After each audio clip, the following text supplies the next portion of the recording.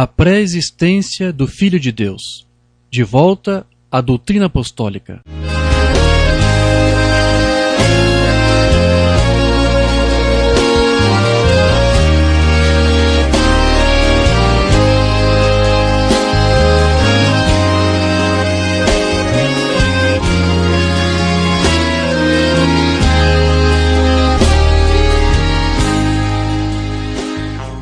Capítulo 19.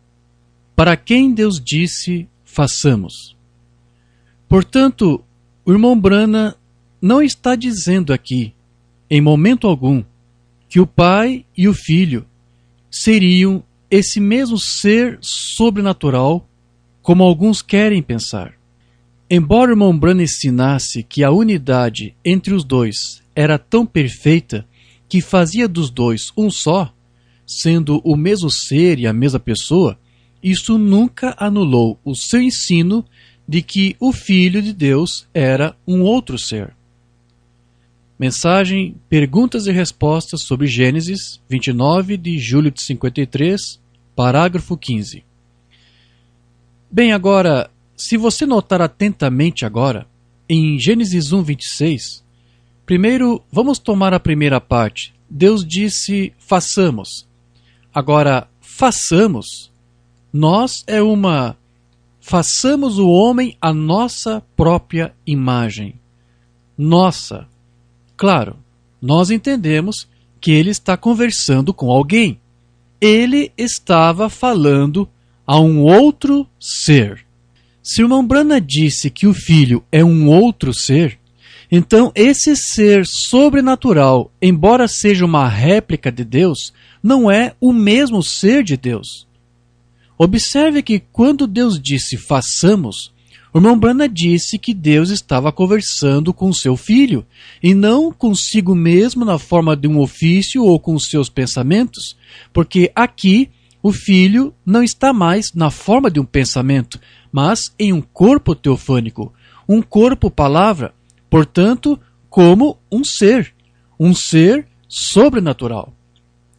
Após ter gerado seu Filho para se desvelar por meio dele, Deus passou a criar os seres angelicais para que então Jeová pudesse receber a adoração e se tornar Deus, na plena acepção do termo, que é um objeto de adoração.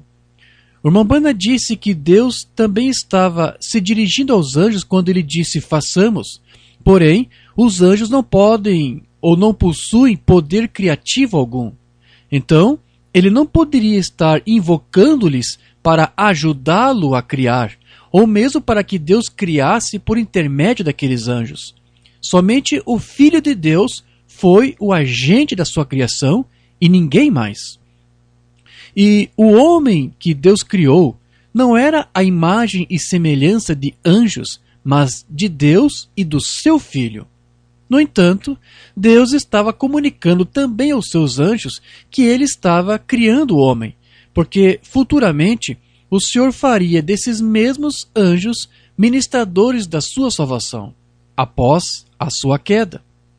Para aqueles que não aceitam o ensino de William Branham sobre a pré-existência do Filho, essa sua referência aos anjos é usada para negar o seu ensino de que Deus estivesse conversando com seu Filho, criando assim uma falsa situação onde o profeta estivesse posteriormente corrigindo a sua doutrina. Então, após criar os anjos e todos os demais seres invisíveis, Deus inicia a criação física dos céus e da terra, sendo que no último dia da criação, Deus conversa com seu Filho para deliberar junto com ele acerca da criação do homem, feito à imagem de ambos, razão pela qual o Filho também veio à luz, para futuramente ser o seu meio de redenção e o primogênito entre muitos irmãos. Como Deus criou o homem também à sua imagem e semelhança, este homem também teria que ser um homem espírito ou um ser sobrenatural. Mensagem Perguntas e Respostas sobre Gênesis, 29 de julho de 53, parágrafos 43 a 44. Fez todas as coisas. Fez todas as outras coisas, toda a vida animal, as aves, as abelhas, os macacos e o que quer que fosse, colocou-os todos aqui sobre a terra. E então ele fez essa pergunta agora: façamos. Quem? Pai e Filho. Façamos o homem à nossa própria imagem. O irmão Branham reafirma que Deus aqui estava se dirigindo ao seu Filho. Se um homem fosse feito algo como aquela pequena luz sagrada ou algo assim, ela não poderia ser vista, porque é um ser espiritual. O irmão Branham está se referindo ao Filho de Deus, que era um ser espiritual ou sobrenatural, no qual Deus estava se manifestando para por meio dele criar.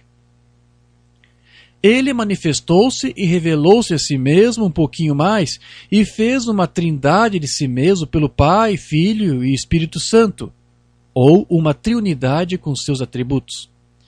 E aqui estava Deus, revelando-se a si mesmo ao dizer: façamos o homem, o qual era o seu filho, um renovo dele. Façamos o homem à nossa própria imagem. Ele era um ser sobrenatural e tenha domínio sobre o gado do campo e assim por diante. Este outro ser sobrenatural aqui é Adão, que foi criado no sexto dia.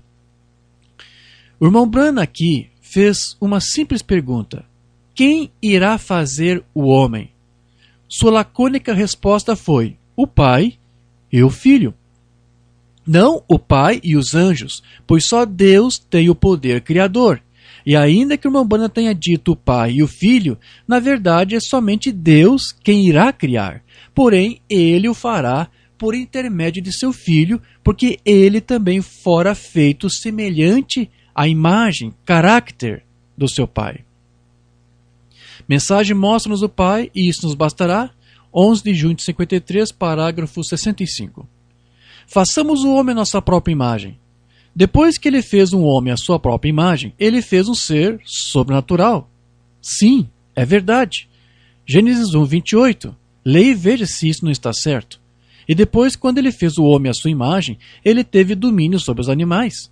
Ele levou os animais ao redor depois, como o Espírito Santo deveria liderar a igreja hoje. Isso mesmo. Ele liderou a igreja ao redor e então ele disse: não há nenhum homem para lavrar o solo. Então, ele criou o homem do pó da terra. O que o irmão Branham fez, portanto, ao explicar que a palavra façamos se refere a um diálogo entre Deus e o seu Filho, foi apenas dizer a mesma coisa que os pais da igreja sempre ensinaram, como o próprio Irineu, citado anteriormente. Irineu disse que nessa passagem da Bíblia, Deus estava falando com seu Filho. Irineu contra as heresias, livro 5, capítulo 15, parágrafo 4. Mas ele, o mesmo que formou Adão no princípio, com quem também o Pai falou, dizendo: façamos o homem à nossa própria imagem e semelhança. Revelando-se nestes últimos tempos aos homens, formou órgãos visuais, visionem, para aquele que tinha sido cego naquele corpo que tinha derivado de Adão.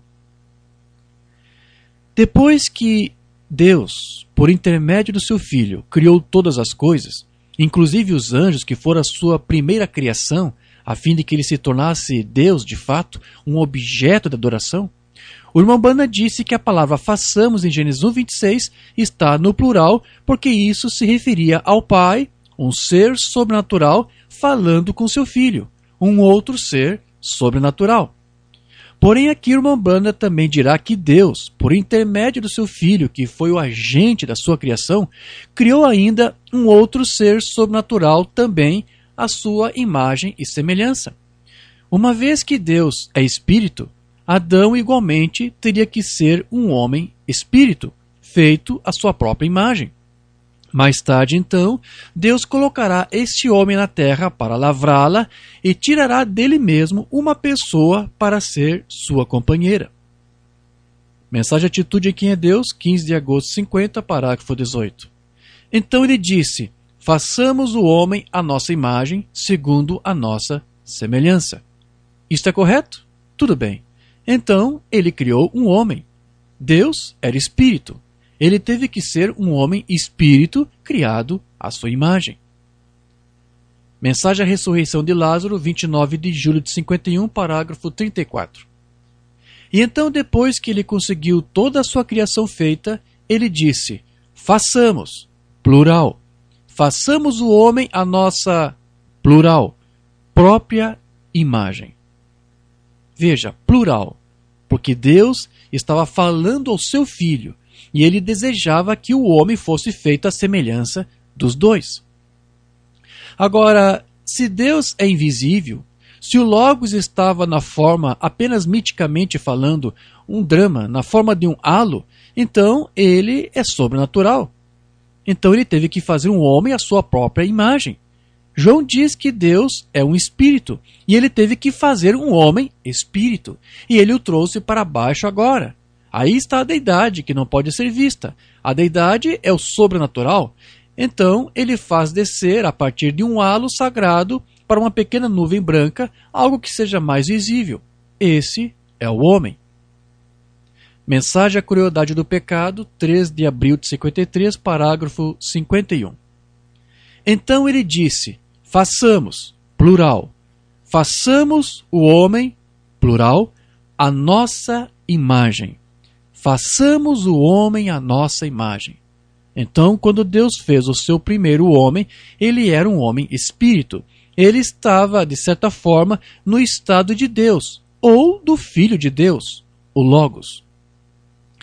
Veja que quando Deus disse façamos, isso nada teria a ver com a sua pluralidade de atributos latentes, como interpretam os unicistas, mas porque o homem estava sendo criado, tendo como modelo um estado espiritual semelhante ao de Deus ou do seu Filho, que é um ser sobrenatural.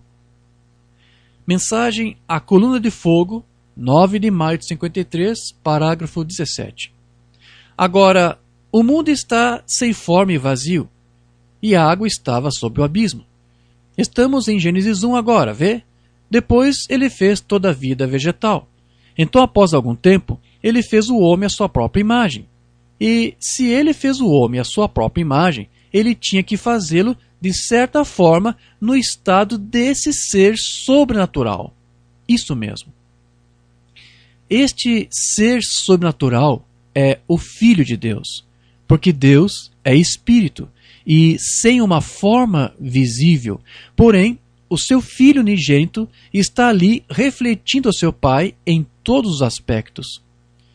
Veja, portanto, que quando o Umbanda diz façamos no plural, é porque ele está dizendo que há dois seres ali envolvidos na criação deste homem.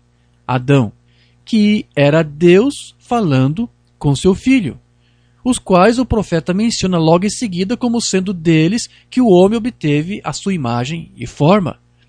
O homem foi feito inicialmente em uma forma espiritual muito semelhante a Deus e ao seu filho, cuja imagem serviu de modelo pelo fato de ambos serem dois seres sobrenaturais. Então, de certo modo, Adão também era um ser sobrenatural, um homem-espírito. É por conta disso que o Umbanda chega em alguns momentos a dizer que Deus era como se fosse uma espécie de primeiro homem, o ser invisível e sobrenatural que ninguém pode ver. O seu filho seria um segundo homem, um ser sobrenatural feito à imagem do primeiro homem, que se revela e se torna conhecido através desse segundo, seja na teofania deste ou posteriormente em seu corpo de carne. E em seguida é criado então um terceiro homem, Adão, feito à imagem e semelhança de Deus e do seu Filho. Mensagem Atitude em que é Deus, 15 de agosto de 50, parágrafo 20. O primeiro homem você não pode vê-lo, Deus. O segundo homem era um halo, o Filho de Deus. E agora ele toma um terceiro homem. Este é Adão, o homem-espírito. E o faz como uma pequena nuvem branca surgindo. Nós podemos vê-lo. O Espírito Santo descendo. E ele é totalmente homem. Mensagem Hebreus, capítulo 4, 1 de setembro de 57, parágrafo 230. Era Deus um homem? Certamente. Façamos o homem à nossa imagem. O que Deus era? a teofania, um corpo. E lá o homem foi feito assim e colocado sob o jardim, mas não havia ninguém para lavrar o solo nos sentidos. Então ele criou o homem do pó da terra, da vida animal, e este homem cultivava o solo. E o homem caiu pela transgressão, corretamente.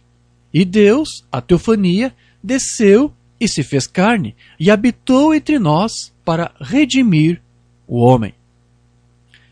Aquela teofania era do seu Filho, que refletia o próprio ser de Deus. Essa teofania do Filho depois se encarnou e se tornou em um pequeno Jeová. Lembre-se que foi Deus mesmo quem veio, porém ele veio em seu Filho. Capítulo 20. Ambos foram e sempre serão um. Jesus Cristo é o mesmo ontem, hoje e eternamente. O mesmo ser sobrenatural, Deus Jeová, que se manifestou outrora no corpo teofânico de seu Filho, o outro ser sobrenatural gerado antes da criação, reviveu isso ao habitar mais tarde também no corpo de carne desse mesmo ser em plenitude. Deus, o ser sobrenatural, criou um corpo de carne no ventre de Maria para o seu Filho Jesus habitar nele. Mensagem Aliança de Deus com Abraão, 23 de fevereiro de 56, parágrafo 29. E a célula de sangue vem do macho, e o macho produziu a célula de sangue. E o macho, desta vez, era um ser sobrenatural, que não poderia ter desejo sexual. E Deus, o Criador, criou uma célula de sangue no ventre de Maria, que trouxe o Filho, Cristo Jesus. Você crê nisso? Quando Deus, o ser sobrenatural, cria um corpo de carne para o seu Filho, então este outro ser sobrenatural que nasce torna-se um ser humano naquele corpo, de modo que Deus também pudesse habitar nele e se tornar um de nós. E assim, a mesma unidade que permite o Pai estar no Filho e do Filho estar em seu Pai é a mesma que nos permite estarmos unidos com Deus por meio de seu Filho, Jesus. Mensagem Senhor, mostra-nos o Pai e nos bastará, de 7 de setembro de 53, parágrafo 94. Naquele dia sabereis que eu estou no Pai, e o Pai está em mim, e eu em vós, e vós em mim. Oh, que coisa! Vê? Deus em seu povo, aleluia, movendo-se. Claramente, Deus é justo com as pessoas. Ele desvelou-se do ser sobrenatural para descer em um corpo nascido de uma virgem, para tirar o pecado. Quando ele veio de Deus, voltou para Deus. Um pouco mais e o mundo não me verá mais. No entanto, vós me vereis, pois eu estarei convosco. Eu é um pronome pessoal. Eu estarei convosco, até mesmo em vós, até o fim do mundo. E o grande Deus Jeová também voltará no milênio, para dessa vez habitar no corpo glorificado desse mesmo ser sobrenatural, o seu Cordeiro, no poder da sua ressurreição, para reinar em meio aos seus filhos e trazer a paz. Mensagem Perguntas e Respostas número 1, 3 de janeiro de 54, parágrafo 239. Mas de qualquer forma, sempre que você for, você está exatamente certo. Isso é quando os arados serão batidos, ou quando as espadas forem batidas nos arados. Isso produzirá o reino milenial. E todos esses cultos religiosos modernistas que estão acontecendo por aí, de tentar educar as pessoas para o reino de Deus, isso será quando o próprio Deus entrar no ser sobrenatural, ou seja, em seu Filho Jesus Cristo. E no poder sobrenatural há um povo que crê no sobrenatural. E receberá um poder sobrenatural que irá moldar os filhos de Deus. Aleluia! Nunca mais haverá leituras, escritas, aritméticas. Isso será pelo poder da ressurreição de Jesus Cristo. Então, o mundo não aprenderá mais a guerra.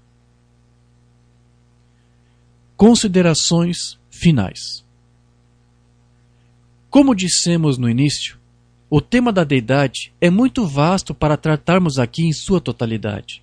Por isso, nos esforçamos ao máximo para nos deter somente no tema proposto, que era sobre a pré-existência do Filho de Deus, um ensino apostólico que nos foi restaurado nesses últimos dias pelo mensageiro de Deus, o irmão William Branham.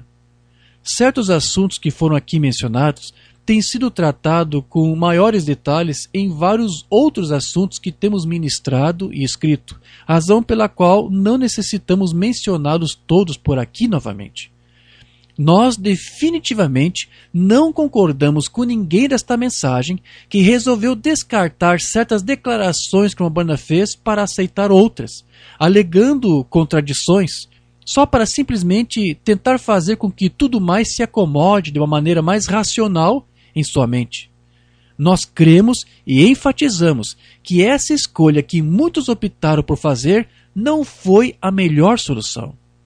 Cremos que há uma harmonia perfeita em tudo que o irmão Branham disse no que tange a divindade quando juntamos todos os seus ditames e afirmações. Aliás, é só assim que poderíamos ter um quadro completo de todo o seu ensino. Descartar certas afirmações suas resultaria em um quadro fragmentário e incompleto, que é exatamente o que vem sendo apresentado já há muitos anos.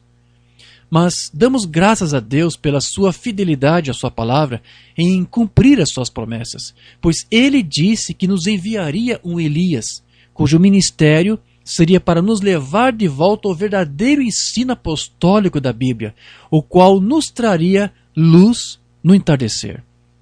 Mensagem Qual é a Atração sobre a Montanha, 25 de julho de 65, parágrafo 192. E tu és o mesmo ontem, hoje, eternamente. E tu tens prometido: as obras que eu faço, vós também as fareis, maiores que essas fareis, porque eu vou para o Pai. E eis que nos últimos dias eu vos enviarei o Elias, o profeta, e ele mudará os pensamentos das pessoas, converterá os corações dos filhos de volta ao ensino apostólico da Bíblia, e haverá luz no entardecer.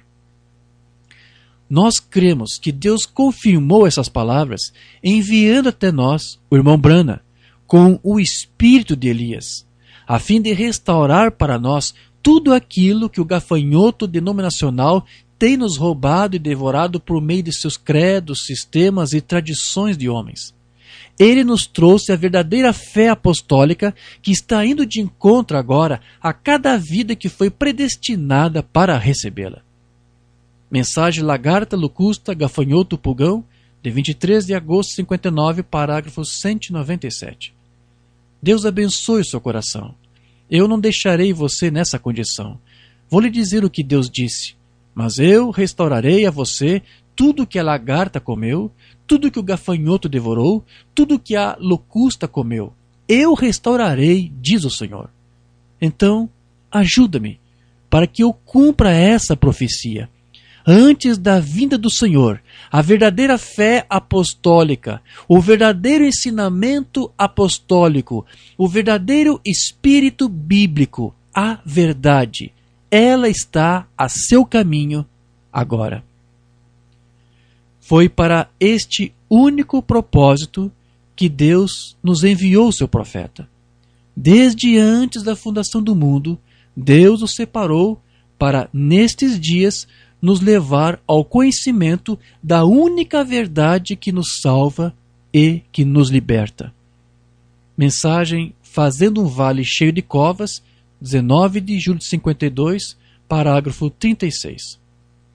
Ó Deus, meu Pai, que me separou desde o ventre de minha mãe e me chamou para este propósito, ordenando isto, que eu trouxesse esta mensagem para o povo, desde antes da fundação do mundo, para que eles possam saber que Tu és o único Deus verdadeiro e Jesus Cristo, o Teu Filho. Este foi o verdadeiro propósito para o qual Deus ordenou o nosso irmão William Branham. When the